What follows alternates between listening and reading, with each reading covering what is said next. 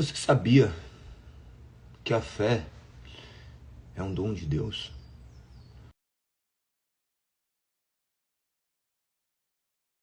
Ter fé está atrelado a ter aquilo que o Senhor nos concedeu. Ter fé vai muito além do que aquilo que nossos olhos podem ver.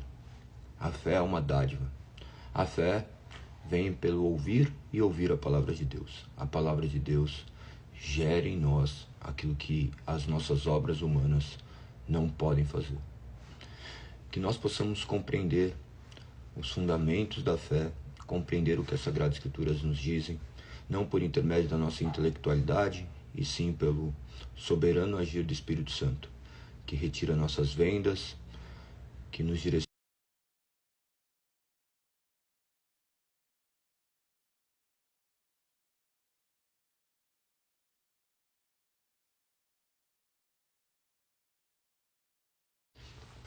Que nós possamos compreender todas essas questões. Minha filha está me ligando, a Luli está me ligando agora de manhã. Eu acabei de falar com ela, já está me ligando de novo. Olha o que diz o artigo de número 8, que nós vamos tratar hoje, da Confissão de Fé de Guanabara.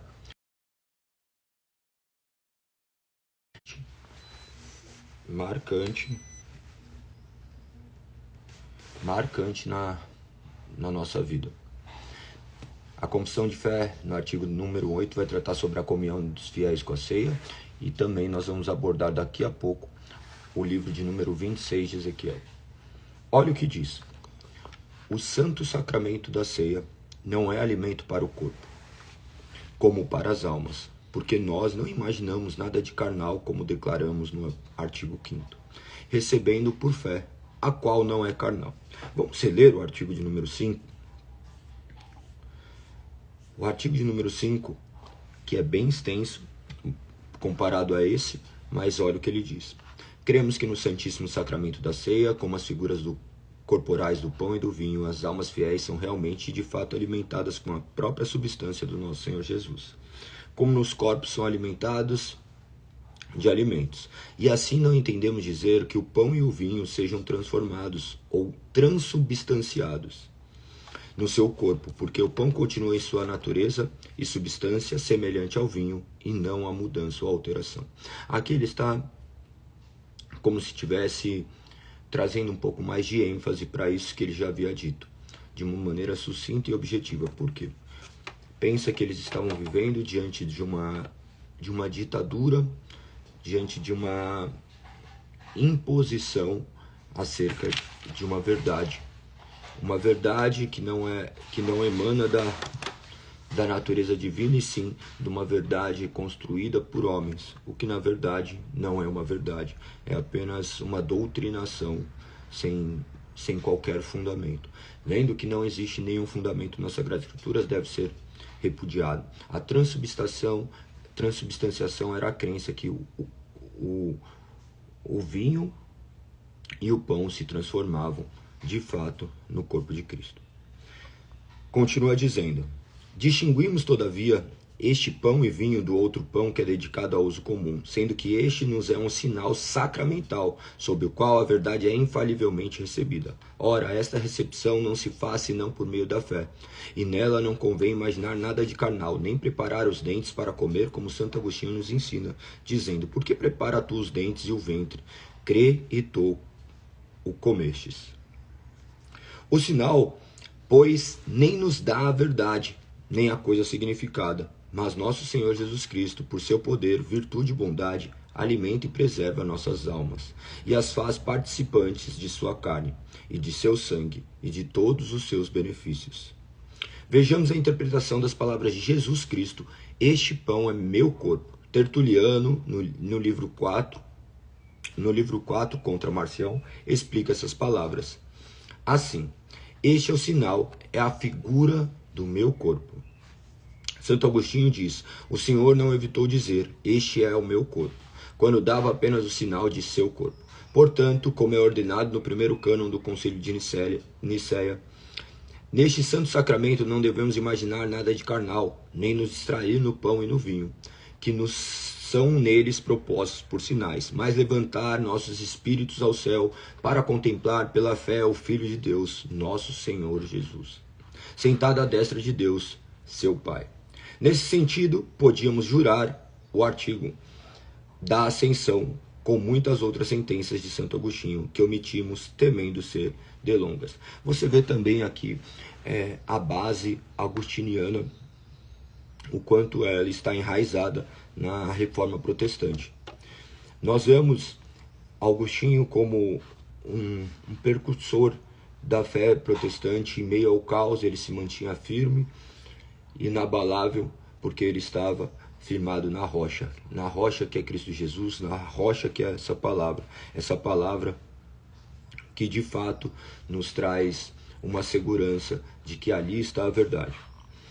Lembre-se que dentro do romanismo eles sempre vão trazer como preponderante essas questões que o corpo físico de Cristo entra na boca, essa questão dessa presença substancial no pão. É algo que é nítido, está firmado em todas as suas diretrizes. Vocês que porventura fazem parte disso ou fizeram parte disso sabem do que estou falando e que se trata exatamente isso. Até mesmo a questão da ingestão corporal de Cristo de maneira total. No entanto, esse artigo já responde que não se trata de forma alguma, o artigo de número 8, não se trata de forma alguma. Isto é completamente obra de uma carnalidade, antibíblico e impossível. Este sacramento é meramente espiritual. Lembre-se que os sacramentos e as palavras são instrumentos de Deus, são meios de graça do qual o Senhor age soberanamente pelo poder que há no teu Santo Espírito. Nós não temos capacidades de gerar vida dentro de nós, somente através do Santo Espírito. Quando nós temos oportunidade de participarmos destes sacramentos, nós o fazemos não por conta de uma imposição, mas por conta daquilo que as Sagradas Escrituras nos orientam. Muitos fazem meramente como uma repetição de um rito sem qualquer entendimento. Se você faz, ainda que de maneira até mesmo consciente, mas apenas repetitiva, sem sequer saber do que se trata, você deve neste momento se arrepender e começar a buscar informações do que de fato você almeja fazer naqueles momentos. Nós falamos acerca das 3 formas de unidade, onde ela retrata também no artigo 33 ao 35 da Confissão de Fé Belga. Ela vai tratar dos sacramentos, do batismo e da ceia. A partir do momento que você começa a compreender o que as Sagradas Escrituras dizem, tudo fica muito mais plausível, você consegue enxergar com mais naturalidade. Porque senão fica apenas uma questão mística. Observe que tem pessoas que vão à igreja apenas no dia de ceiar. É muito natural isso, tá? Por mais que vocês não tenham essa percepção, os momentos que a igreja se reúne são nos momentos de ceia, porque eles criaram um ritual apenas. Foi criado apenas um ritual dentro do seu inconsciente. E a obrigação dos ministros é justamente trazer a eles essa consciência, para que não sejam rituais vazios de entendimento. Deus não quis apenas que fôssemos chamados, Ele queria nos trazer conhecimento, porque o conhecimento nos liberta para uma vida que transcende essa realidade e que também que manifesta nessa realidade algo sobrenatural que deve extrapolar em todas as áreas da sua vida. Estes sacramentos não visam apenas te trazer uma questão espiritual, porque elas são materializadas na sua vida física. Quando ele aborda essa questão sacramental, ele não está simplesmente fazendo uma queixa quanto àquilo que fazia-se dentro do romanismo. Ele está abordando toda a questão, todo o alicerce que estava firmado aquela fé. E isso é fundamental. Se sua fé não estiver firmada no lugar certo, naturalmente, virão as chuvas, as inundações, e ela naufragará. Nós viveremos a maior geração de pessoas descrentes, porque eles creram num Deus falso. Se eu pedisse para você hoje descrever o que é a salvação, será que você conseguiria? Se eu te perguntasse agora, se você morresse neste exato momento, para que lugar você iria? Qual é a razão da sua fé? A maioria das pessoas não consegue sequer responder isso. As pessoas olham para suas obras, elas olham para suas vidas e falam: eu vou para o céu por conta daquilo que eu faço, eu vou para o céu porque eu sou marido de uma só esposa, eu vou para o céu por conta disso. E infelizmente poucos responderão que irão para o céu não por qualquer mérito seus, mas por conta da obra realizada na cruz do Calvário, onde Cristo entrega a sua vida para morrer por mim, morrendo pelos meus pecados, me justificando, trazendo agora a vida onde apenas havia morte. Poucos vão responder que são salvos única e exclusivamente por conta da obra de Cristo, que não há qualquer mérito do qual ele possa se vangloriar. A maioria das pessoas assimilam uma salvação onde eu sou salvo por conta daquilo que eu faço e não por conta daquilo que eu fui feito. Muitos arrogam para si por conta da minha fé, como se a fé brotasse de si mesmo. A fé não brota de nós mesmos, a fé não brota de um elemento sacramental, a fé brota do Espírito Santo penetrando o coração do ser humano que estava morto, trazendo dessa forma vida. Um homem morto com seu coração petrificado é transformado mediante o agir do Espírito Santo, que substitui aquele coração de pedra por um coração de carne, e agora capaz de enxergar o que seus olhos antes não contemplavam, de ouvir aquilo que os seus ouvidos antes não ouviam, de viver aquilo que antes ele não vivia. Isso é uma obra soberana de Deus. Que vocês possam crer da maneira correta, que vocês possam refletir acerca do que se trata esses sacramentos, que vocês possam viver de maneira congruente com o que as Sagradas Escrituras nos apontam. Não se esqueçam que a ceia é alimento espiritual. Cristo é recebido única e exclusivamente pela fé. Não há nada de carnal, não há nada do seu corpo entrando em nossas bocas. Pense que o sacramento sela aquilo que o Evangelho anuncia. Que vocês possam meditar acerca do que se trata esses sacramentos, que vocês possam ter cada vez mais curiosidade. Nós vivemos na era da informação. Você, com um clique, busca todas as informações. Quando vocês tiverem dúvidas, podem me chamar, ainda que poucos chamem, não sei por qual razão, ou porque sabem muito, ou porque possuem vergonha, alguns, de estar incomodando. Pense que não é incômodo, é um propósito de vida, vivermos para proclamarmos a verdade.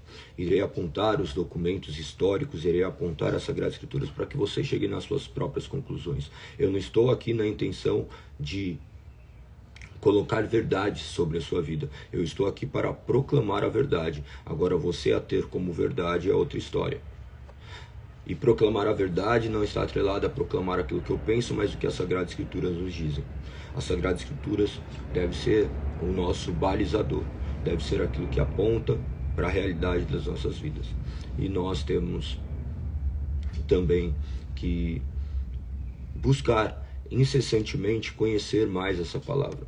E saiba que também até mesmo este buscar não parte de uma obra natural, parte do agir do Espírito Santo dentro de nós, que agora nos atrai cada vez mais a eles. E nós, de maneira que aparenta ser algo completamente volitivo, preso às nossas vontades, vamos até ele.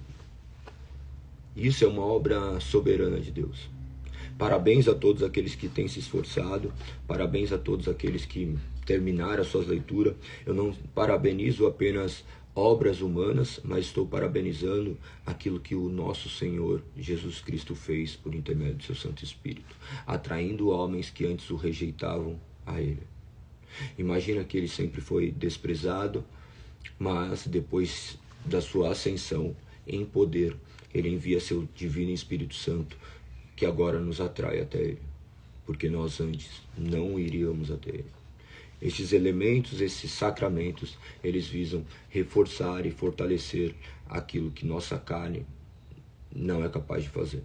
Nossa dependência de Deus é completa. Nossa dependência de Deus não é parcial. Nossa dependência de Deus está em tudo que ocorre em nossas vidas.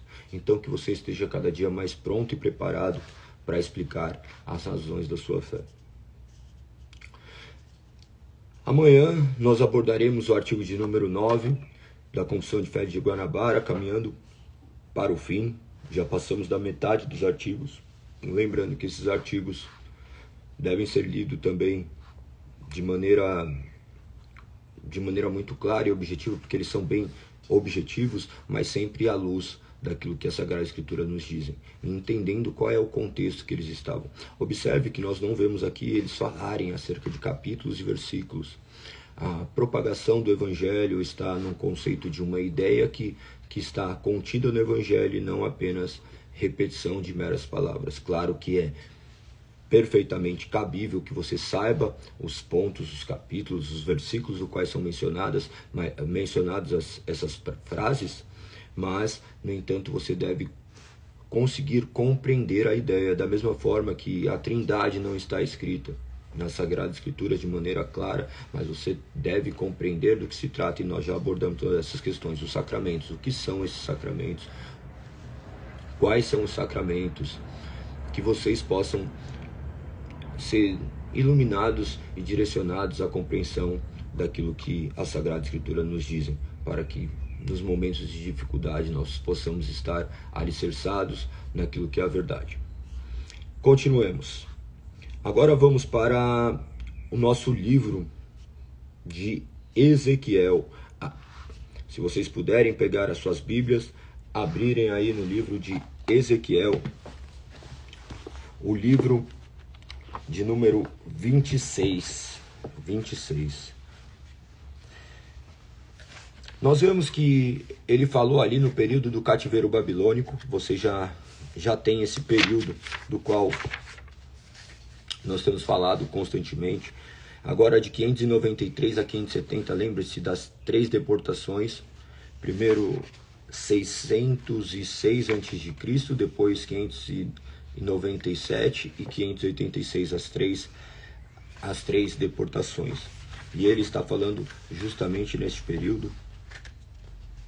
Você vai ver ele falando apenas a um rei, Zedequias, que foi completamente infiel. Ele que foi objeto de vários acontecimentos que são marcantes.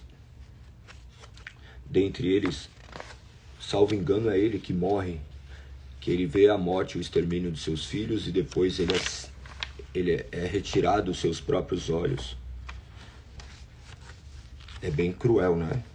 Observe que ler a Bíblia é se deparar com uma realidade.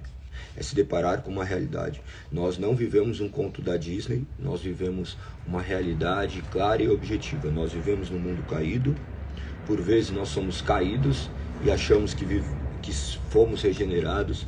Nós devemos olhar com muita clareza para o que é as Sagradas Escrituras e clamarmos para esse Deus, que não é somente nosso Salvador, Ele também é nosso Senhor. Que nós possamos caminhar em obediência, completamente contrário ao que esses povos fizeram. Esses povos estavam fortalecidos nas suas próprias ideologias, nos seus próprios achismos, e falharam completamente. Nós também falharemos completamente se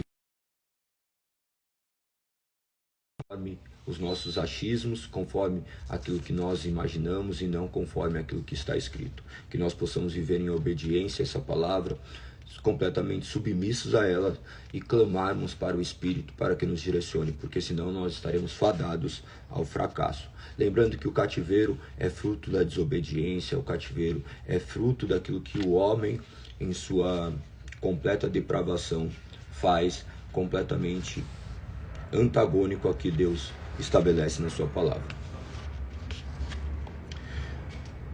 Olha o que diz no no primeiro verso de Ezequiel. Calma aí. O primeiro verso diz assim: em 31 de julho de meu 30º ano, enquanto eu estava com os exilados judeus junto ao rio Quebar, na Babilônia, os céus se abriram e tive visões de Deus. Isso acontece no 5º ano do exílio do rei Joaquim. O Senhor deu essa mensagem ao sacerdote Ezequiel, filho de Buzi, junto ao rio Quebar dos babilônios. E a mão do Senhor estava sobre ele. Talvez ontem eu tenha mencionado de Jeremias na Babilônia, mas não, ele foi exilado depois para o Egito. Então isso é bem interessante, tá? Bem interessante. Eu só fui virar um pouquinho das páginas e aqui retrata exatamente Zedequias aqui, o rei Zedequias. Se vocês quiserem ver este fato que eu acabei de mencionar a vocês, está no capítulo de número 52 de Jeremias. Depois leiam com bastante atenção. 52, verso 10, eu vou ler. Olha o que diz. Obrigou Zedequias a vê-los matar seus filhos e todos os oficiais de Judá. Depois arrancou seus olhos, o prendeu com correntes de bronze e o levou para a Babilônia. Zedequias permaneceu preso até o dia de sua morte. Depois o templo destruído, e assim termina o livro de Jeremias. Muito interessante, né? Muito interessante. Enfim, vamos continuar então Ezequiel, onde ele manifesta todas essas questões. Então nós podemos já ter a clareza da onde ele estava. Olha o verso 28. Verso 28. Estava rodeado por um aro, luminoso como um arco-íris, resplandecente entre as nuvens no dia de chuva. Essa era a aparência da glória do Senhor para mim. Quando vi, prostrei-me com o rosto no chão e ouvi a voz de alguém falando comigo. Aqui nós vamos começar a entender um pouquinho da maneira como o Senhor se comunicava com ele. É maravilhoso todas essas visões, e eu confesso que é tudo para mim muito complexo. Essas visões de Ezequiel, tente imaginar essas questões. Eu não tenho aquela questão de imaginação muito fértil, mas você ler essas questões são coisas assim que transcendem essa realidade. Então que vocês possam ler com bastante atenção o livro de Ezequiel e, acima de tudo, compreender acerca daquilo que ele estava dizendo. Outras questões bem importantes que estão retratadas aqui, elas estão mais atreladas a todo esse juízo do qual Deus estava fazendo. Ele estava avisando todo esse povo. Lembre-se que o povo que se negasse a ir para o exílio, eles seriam ali duramente castigados. Imagina que o povo que estava ali, que idolatrava um lugar, um templo, não queria se desapegar daquilo. E eles não entendiam que o profeta estava trazendo uma palavra de Deus, embora Deus já tivesse se manifestado como um Deus poderoso que estava ali presente na vida daqueles homens, eles ainda os negavam. Da mesma forma que Deus fala todos os dias aos nossos corações e nós continuamos a negá-lo. Deus age nas nossas vidas diariamente e nós continuamos a idolatrar milhares de coisas. Nós somos seres completamente idólatras, nós idolatramos tudo. Nós idolatramos nossos filhos, nossos maridos, nossos pais, nossas esposas, nossos trabalhos. Muitas coisas são mais importantes do que Deus. Observe que nós choramos pela perda de parentes, nós choramos pela perda de empregos, nós choramos pela perda de relacionamentos, mas poucas vezes nós nos ajoelhamos e choramos porque nós perdemos o nosso Senhor.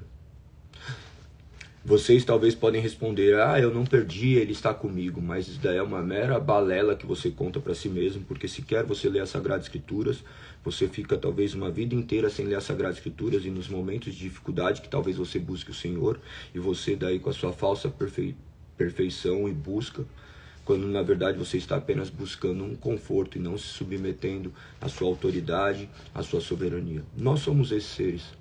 Todos nós somos assim, tá? Não é exclusividade de alguém. Por isso que nós devemos clamar, Senhor, manifeste seu poder sobre nós.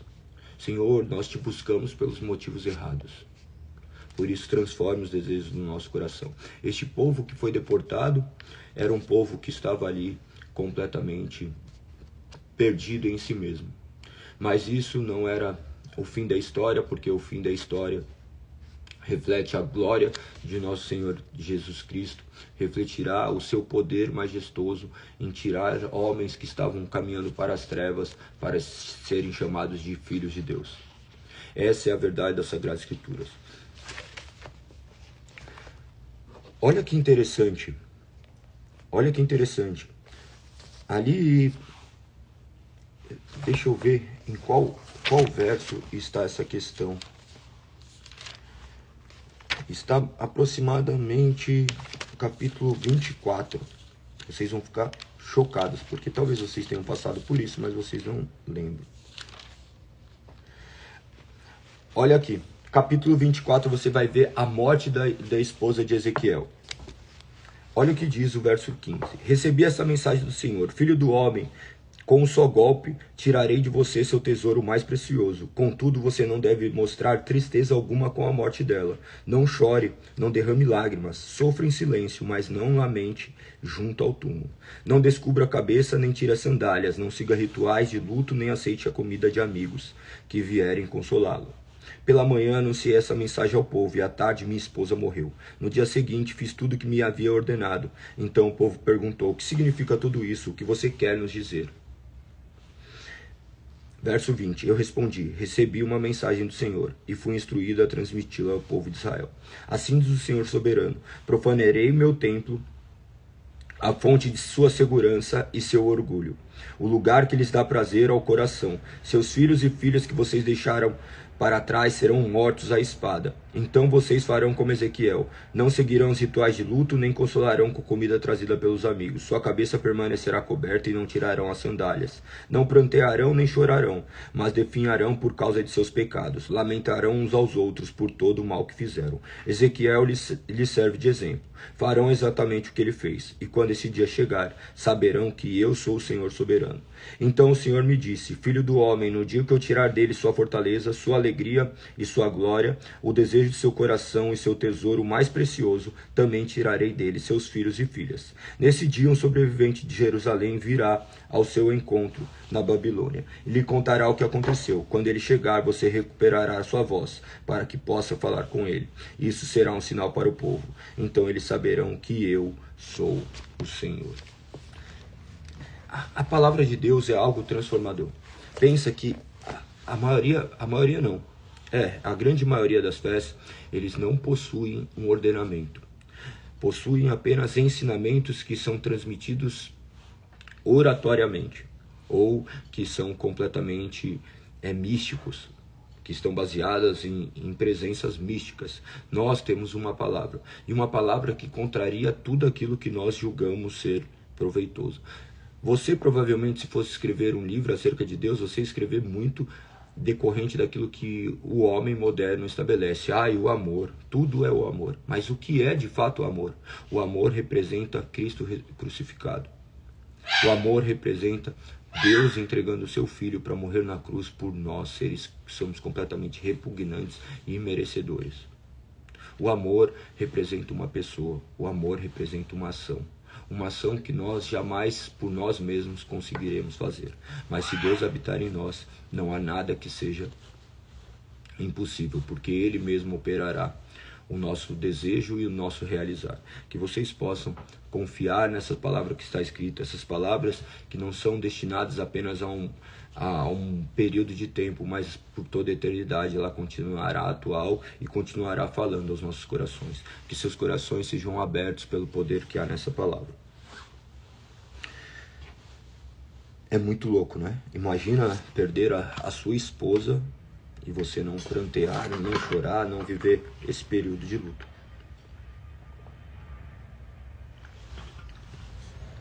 Você vai ver nos capítulos seguintes, logo no 25 em diante, você vai ver ele mandar mensagem para Amon, Moabe, Edom, Filistia, Tiro.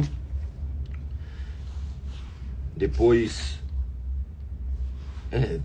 termina em Tiro. Não, tem Tiro, Sidom e Sidom. Do que se trata? Ele não está trazendo simplesmente esse julgamento ao seu povo, mas estendendo aos gentios. No final das contas, o mundo inteiro está sob o juízo de Deus.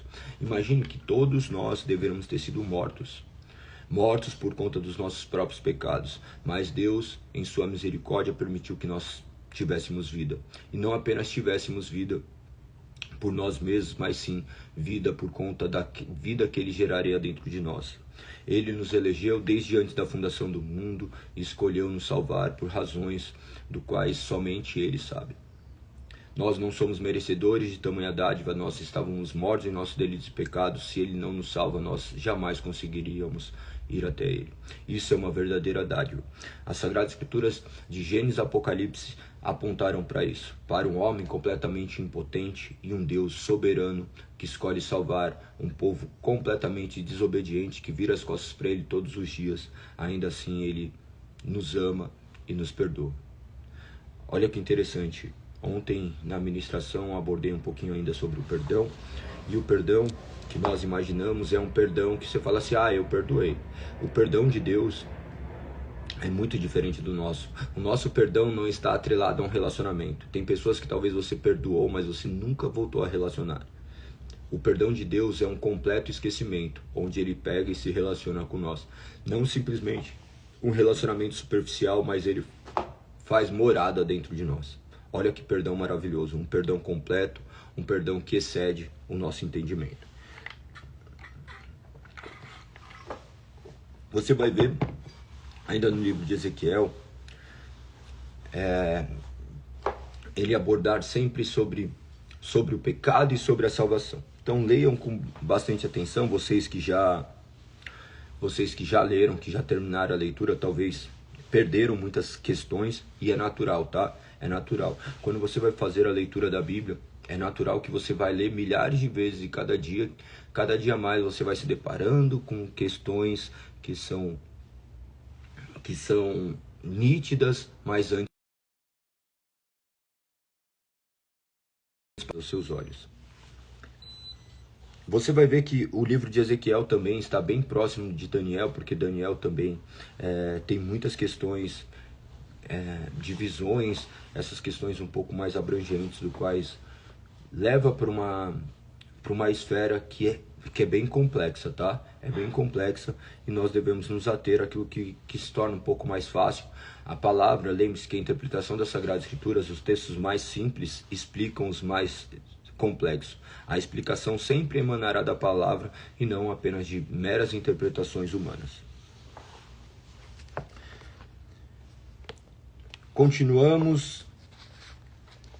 Basicamente essa questão. Basicamente essa questão deste templo que ali já havia sido profanado, não simplesmente por conta do templo em si, mas por conta do que as pessoas faziam, a maneira como eles faziam. Lembre-se que o homem é um ser completamente idólatra, o homem construirá um bezerro de ouro para si. Lembre-se quando Moisés havia subido ao monte, enquanto ainda ele não descia, o povo angustiado criou um bezerro para si. E Deus, por nós não sentirmos a sua presença, nós queremos a materialização de um Deus. Por isso que o homem idolatra milhares de coisas, o homem fica olhando para tudo aquilo que nos cerca, o homem olha para aquilo que perdeu, mas jamais olha para aquilo que Deus deixou.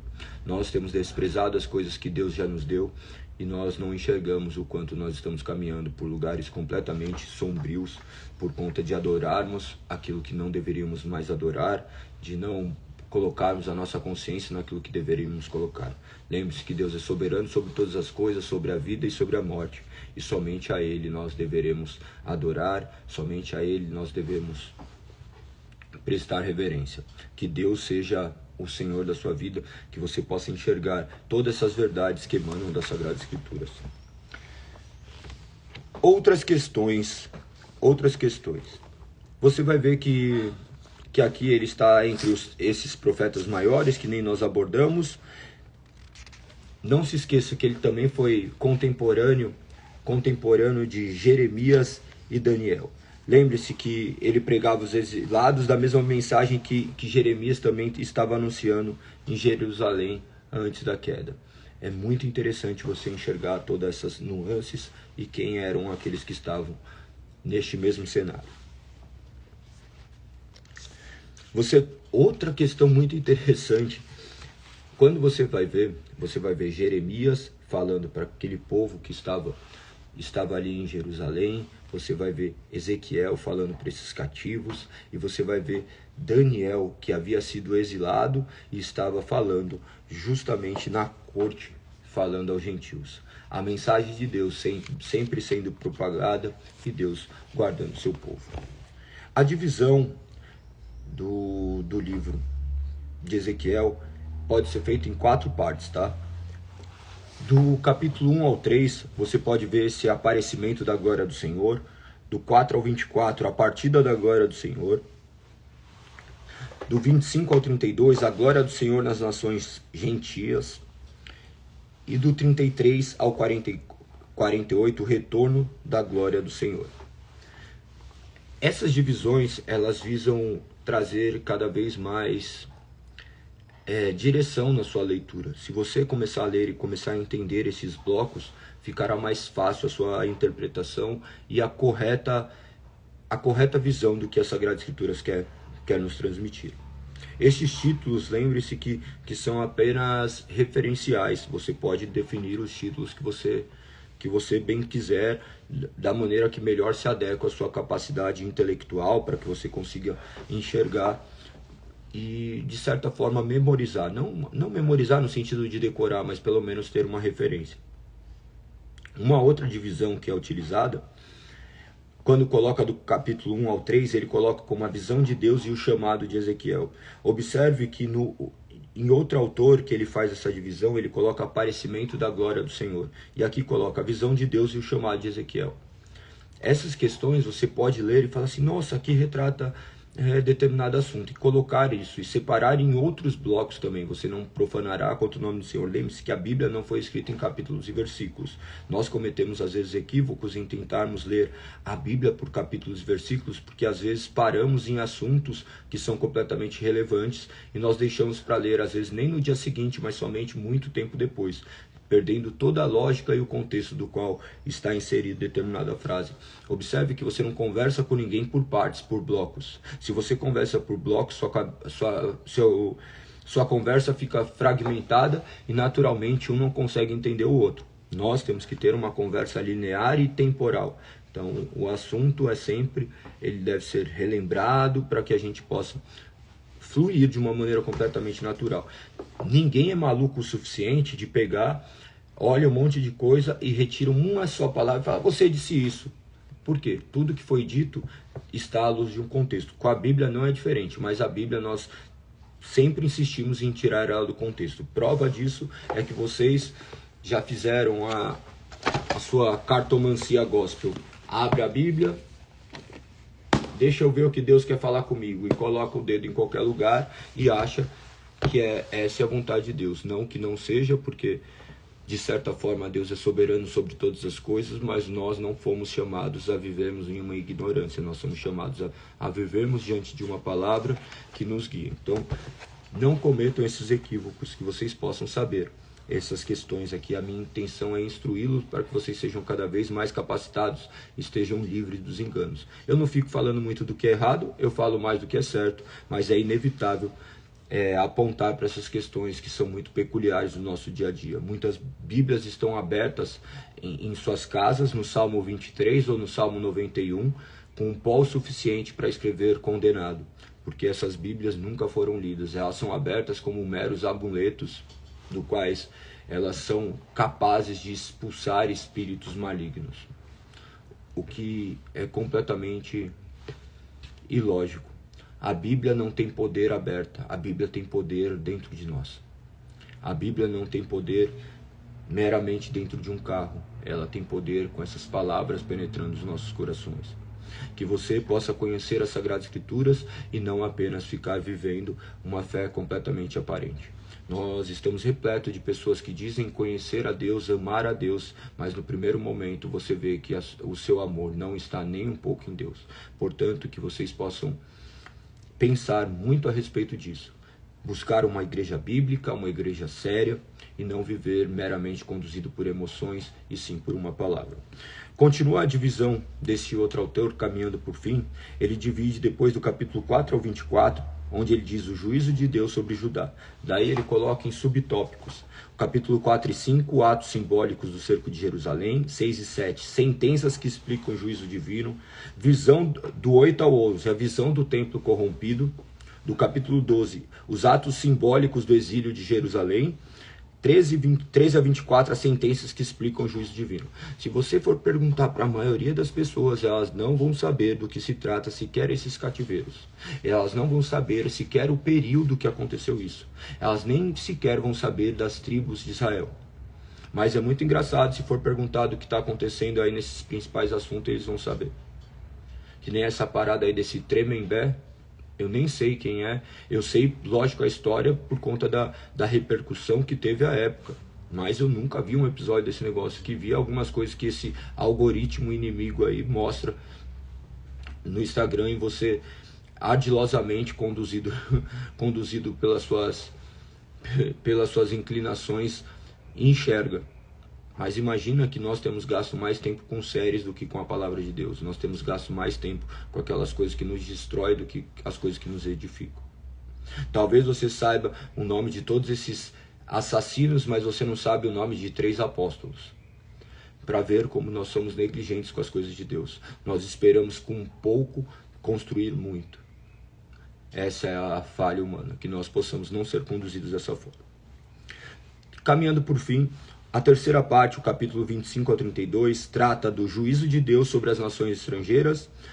Depois, a quarta parte, do capítulo 33 ao 48, consolo e o futuro glorioso para Judá e Israel. Aqui no capítulo 33, você vai ver a queda de Jerusalém. Do 34 a 39, as profecias sobre a volta de Israel à terra prometida. Do 40 ao 48, as profecias sobre a restauração do templo e da cidade, tal qual ocorreu, conforme estava escrito. Mesmo antes de acontecer, Deus já avisou os seus santos profetas para que as pessoas não andassem desesperançosas. A palavra de esperança sempre esteve entre o povo. A questão é que o povo tem os seus ouvidos fechados. Mas agora nós temos nossos ouvidos abertos, porque o Espírito Santo é presente em nossas vidas e ele abre aquilo que antes estava fechado. Ele faz com que enxerguemos aquilo que antes nós ignorávamos. Que o Espírito Santo faça morada em você, que você seja guiado pelo Espírito, que você busque conhecimento da palavra de Deus. Se você não leu ainda as Sagradas Escrituras, eu lhe aconselho que você comece uma leitura habitual das Sagradas Escrituras, para que você possa cada dia mais se desenvolver em conhecimento e sabedoria que emana do nosso Senhor Jesus Cristo. Essas eram as palavras que eu tinha para hoje. Que o nome do Senhor seja exaltado e glorificado.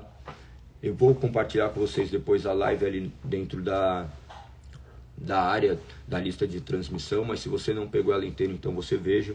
Vou compartilhar também a ministração de ontem, se vocês quiserem assistir.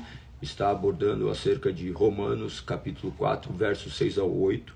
Eu faço sempre uma recapitulação daquilo que nós já falamos. São questões também completamente pertinentes para o nosso dia a dia.